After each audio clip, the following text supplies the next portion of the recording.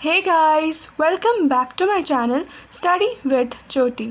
तो आज मैं आपको रजा शाह पहलवी के फॉरेन पॉलिसी मतलब विदेश नीति के बारे में आपको बताने वाली हूँ। तो सबसे पहले जो उसकी फॉरेन पॉलिसी शुरू होती है मतलब विदेश नीति शुरू होती है वो होती है अरब राज्यों से संबंध। तो उसने सबसे पहले अरब राज्यों से कैसा संबंध बनाया वो हम देखेंगे। तो सबसे पहला जो पॉइंट है, मैंने जितने भी इसके अरब राज्यों से जितने भी उसके संबंध रहे हैं उसे मैंने पॉइंट्स में लिखा है, क्योंकि पॉइंट्स में लिखने से क्या होता है कि वो आसानी से समझ में आ जाता है, जो पढ़ते हैं उनको भी और जो इसे चेक करने वाले हैं उनको भी। तो मैं पॉइंट्स में ही प्रेफर करती हूँ कि आप लोग पॉइंट्स में ही लिखें। तो चलिए स्टार्ट करते हैं। उसने शांति और मित्रता की नीति अपनाई। तो उसने अरब राज्यों के साथ कैसे संबंध रखे? उसने अरब राज्यों के साथ शांति और मित्रता की नीति उसने अपनाई और इस नीति के कारण सारे शत्रु उसके मित्र बन गए। तो रजा शाह पहलवी जो था उसने अरब राज्यों के साथ शांति और मित्रता की नीति अपनाई और इस नीति के कारण सारे शत्रु उसके मित्र बन जाते हैं। और रूस के सहयोग से 22 अप्रैल 1928 ईस्वी को ईरान, तुर्की, अफगानिस्तान में मित्रतापूर्ण संधि हो जाती है। तो रूस के सहयोग से क्या होता है कि रजा शाह पहलवी जो होता है वो 22 अप्रैल 1928 ईस्वी में ईरान, तुर्की और अफ़गानिस्तान ने साथ में मिलकर एक मित्रतापूर्ण संधि कर ली। कब? 1928 में। और कुर्द और ईरान में शत्रुता समाप्त हो जाती है। तो इस संधि के द्वारा क्या होता है कि कुर्द और ईरान में शत्रुता जो होती है वो समाप्त हो जाती है और इराक़ के साथ भी जो रजा शाह पहलवी होता है वो संधि कर लेता है। और 1937 ईस्वी में इराक़, ईरान, तुर्की, अफ़गानिस्तान ने मिलकर एक संधि की जिसे सदावाद पैक्ट कहते हैं। तो क्या होता है कि 1937 ईस्वी में क्या होता है कि इराक़ और ईरान और तुर्की, अफ़गानिस्तान ये सारे देश मिलकर एक संधि करते हैं जिसे सदाबाद पैक्ट कहते हैं। ठीक है, याद रखिएगा कब होती है? 1937 ईस्वी में होती है। और इस संधियों के क्या पॉइंट्स है वो बता रही हूँ मैं। तो सदस्य राज्य कभी भी एक दूसरे पर आक्रमण नहीं करेंगे। तो इस संधि के द्वारा ये तय किया जाता है कि जितने भी सदस्य राज्य हैं इस संधि में सम्मिलित वो कभी भी एक दूसरे पर आक्रमण नहीं करेंगे और अनाक्रमण की नीति को अपनाएंगे। तो दूसरा पॉइंट है वैदेशिक नीति परिचालन करने से पहले परामर्श लेंगे। तो कोई भी वैदेशिक नीति अगर वो चलाना चाहे, परिचालन करना चाहे तो इससे पहले वो परामर्श ज़रूर लेंगे। और तीसरा पॉइंट है पारस्परिक सहयोग की भावना अपनाएंगे और एक दूसरे को सहयोग देंगे। तो वो एक दूसरे को सहयोग देने की बात कहते हैं, पारस्परिक सहयोग जिसे कहते हैं। और इस तरह ये जो संधि होती है सदावाद की संधि, सदाबाद पैक्ट जिसे कहते हैं, 1937 में होती है। इसके द्वारा अरब राज्यों से जो रजा शाह पहलवी होता है वो अच्छे संबंध स्थापित कर लेता है। उसके बाद जो उसका दूसरा जो पॉइंट होता है फॉरेन पॉलिसी में जो उसने अपनाया वो होता है ईरान के बड़े राज्यों से संबंध। तो ईरान के बड़े राज्यों से भी संबंध स्थापित किए जाते हैं। और क्या क्या संबंध होते हैं वो देखेंगे। तो ईरान रूस संबंध, तो ईरान और रूस से भी ईरान और रूस का भी संबंध स्थापित होता है। रजा शाह पहलवी जो होता है अपनी वैदेशिक नीति को और भी सुदृढ़ करने के लिए क्या करता है कि वो रूस से भी संबंध स्थापित करता है। और उसके बाद उसके पॉइंट्स क्या है वो देख लेते हैं। तो गिसान की घटना में उन्हें दूर कर दिया था। तो ईरान और रूस में एक लड़ाई छिड़ जाती है। क्यों? तो गिसान की जो एक घटना हुई थी उसके कारण उनमें दूरी आ गई थी और अज़रबैजान व खुरासन विद्रोहों में मतभेद हो गए थे। तो एक तो गिसान की घटना की वजह से ईरान और रूस के संबंध बिगड़ गए थे और दूसरा अज़रबैजान और खुरासन विद्रोहों के वजह से भी दोनों में मतभेद आ गए थे। तो तो जो अज़रबैजान की जो समस्या होती है वो ईरान और रूस में और भी उनकी समस्याओं को, उनके बीच की दूरी को बढ़ा देता है। और ईरान यह सोचता था कि इन विद्रोहों के पीछे रूस का हाथ है। तो ये जो अज़रबैजान की समस्या हो रही थी, जितनी भी समस्या हो रही थी, तो उनके पीछे ईरान को लगता था कि इनके पीछे रूस का ही हाथ है। और रूस ईरान में साम्यवाद का प्रचार करना चाहता था। तो रूस जो था वो ईरान में साम्यवाद का प्रचार करना चाहता था, और परंतु ईरान जो था वो साम्यवाद के विरुद्ध था। तो इस तरह उनमें मतभेद चल रहे थे ईरान और रूस में, ठीक है। और कोई भी समस्या होती थी तो ईरान सोचता था कि इसके पीछे रूस का ही हाथ होगा, और जो रूस था वो ईरान में साम्यवाद का प्रचार करना चाहता था, परंतु ईरान साम्यवाद के विरुद्ध था। तेल रॉयल्टी का प्रश्न ईरानी सरकार को संकट में डाल देता था।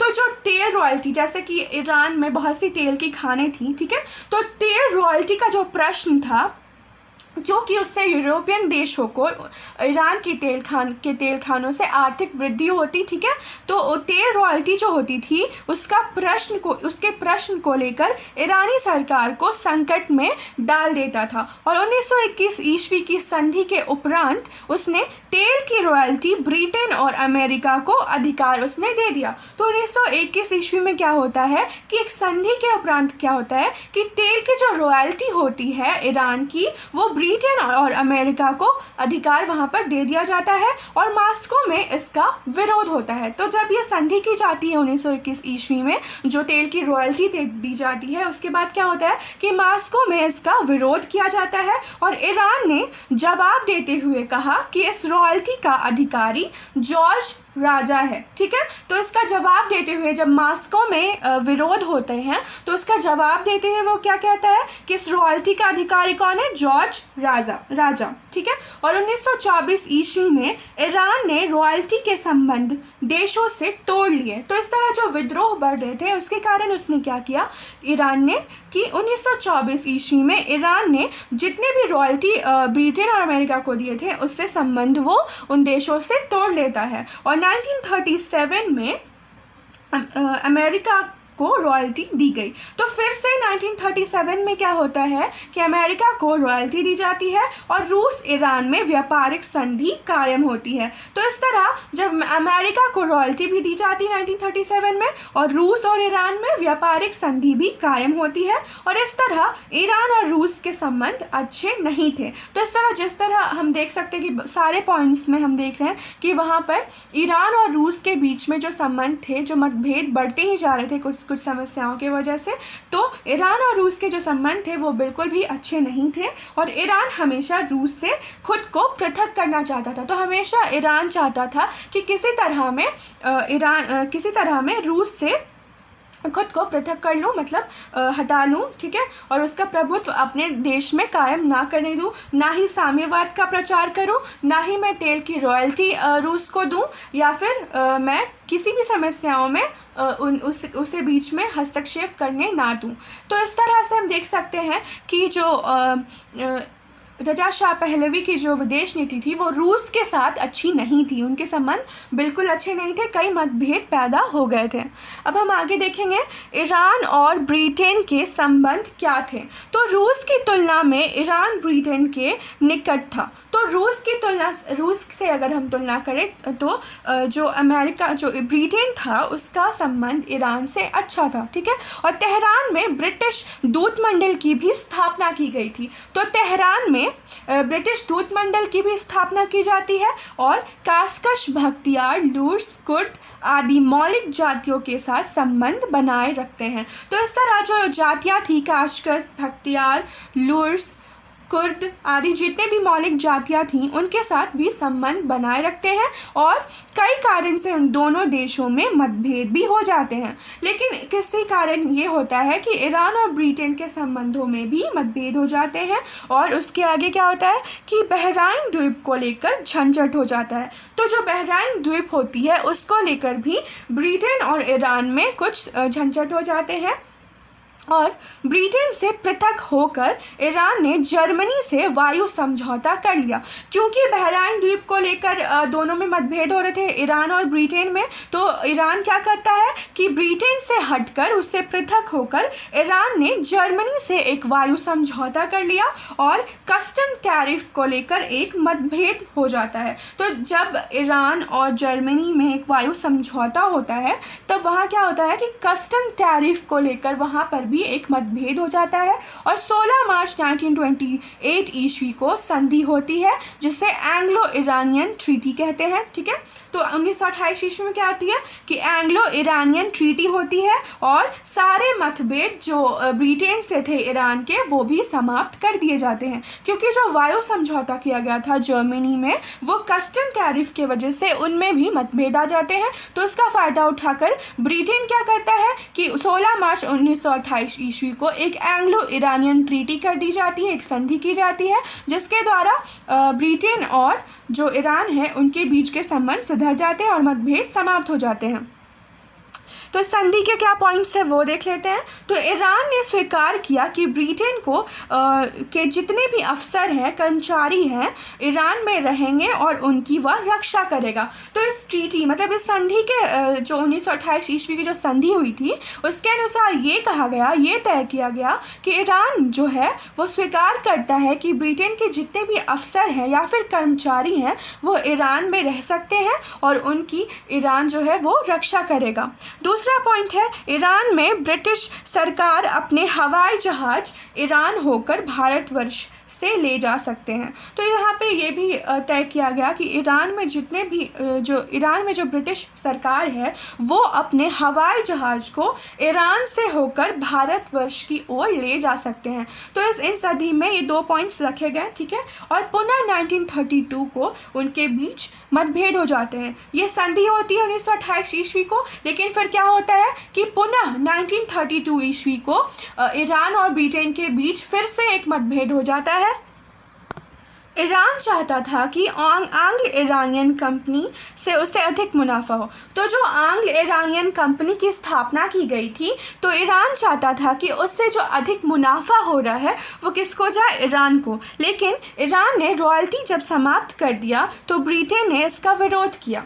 तो इस तरह जो ईरान होता है वो जो आंग्ल ईरानियन कंपनी स्थापित की गई थी तो उसका जो मुनाफा हो रहा था वो अधिकतर ब्रिटेन को जा रहा था और ये ईरान के लिए असहनीय था। वो नहीं चाहता था कि वो मुनाफा ब्रिटेन को जाए, इसलिए ईरान ने क्या किया कि रॉयल्टी जो दी गई थी ब्रिटेन को उसे वो समाप्त कर देता है और ब्रिटेन ने इसका विरोध किया और युद्धपोतों को वहाँ पर भेज दिया। क्योंकि ईरान ने रॉयल्टी समाप्त कर दी थी और ब्रिटेन इसका विरोध करता है और विरोध करने के लिए उसने क्या किया कि युद्धपोतों को वहाँ पर भेज दिया और यह समस्या जो होती है राष्ट्र संघ में लाई जाती है और 60 वर्ष के लिए एक नई रॉयल्टी स्थिर की जाती है जिसमें ईरान को अधिक मुनाफा होता है। तो ये जो समस्या होती है वो राष्ट्र संघ के पास रखी जाती है और 60 वर्ष के लिए जो नई रॉयल्टी जो स्थिर हो जाती है और उसमें ईरान को अधिक मुनाफा दिया जाता है। तो इस तरह से हम देख सकते हैं कि ब्रिटेन और ईरान के बीच बहुत से मतभेद हुए। ठीक है, और फिर संधियाँ भी हुई, लेकिन आखिरकार क्या होता है कि जिस तरह ब्रिटेन जो था वो सारा मुनाफा अपनी ओर करना चाहता था तो इसका विरोध जब ईरान ने किया तो फिर क्या होता है वो अपने युद्धपोतों को वहाँ पर भेज देता है। लेकिन फिर ये समस्या जो होती है वो राष्ट्र संघ के पास जाती है और राष्ट्र संघ क्या फैसला लेता है कि जितना भी मुनाफा है, जितनी भी रॉयल्टी है वो किसे जाएगी, ईरान को। तो इस तरह ये जो हम देख सकते हैं कि ईरान और ब्रिटेन के संबंध कुछ अच्छे भी थे, कुछ ख़राब भी थे। ठीक है, अब हम आगे देखेंगे ईरान और जर्मनी के संबंध कैसे रहे हैं।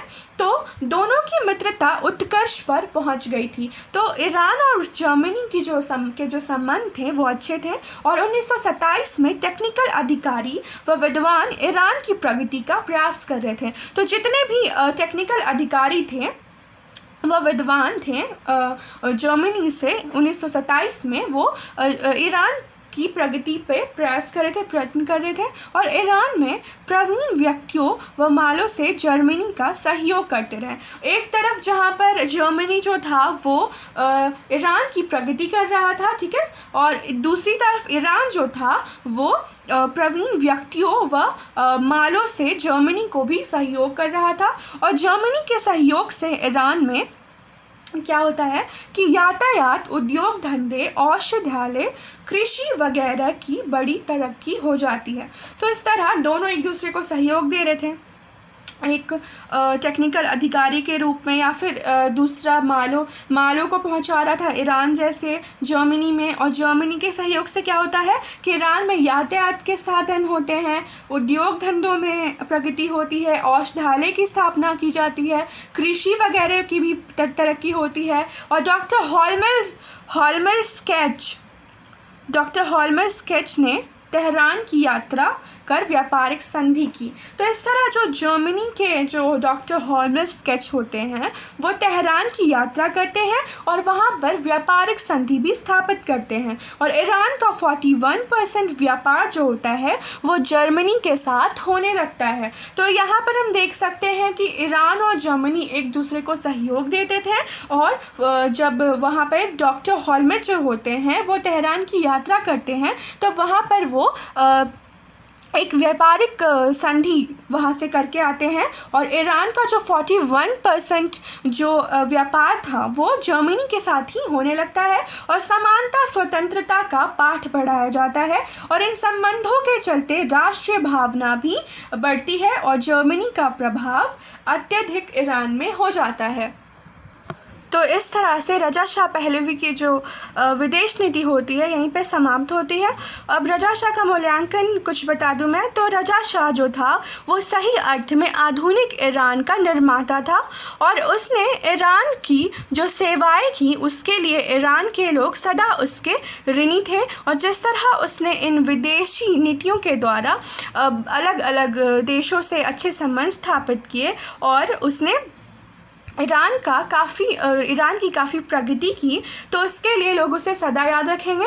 और इस तरह से रजा शाह पहलवी की जो विदेश नीति है वो यहीं पे समाप्त होती है। तो अगर आपको मेरा वीडियो पसंद आया तो इसे लाइक एंड शेयर करना बिल्कुल ना भूलें। और अगर अभी तक आपने मेरे चैनल को सब्सक्राइब नहीं किया है तो मेरे चैनल को सब्सक्राइब भी ज़रूर कर लें। Okay, thank you.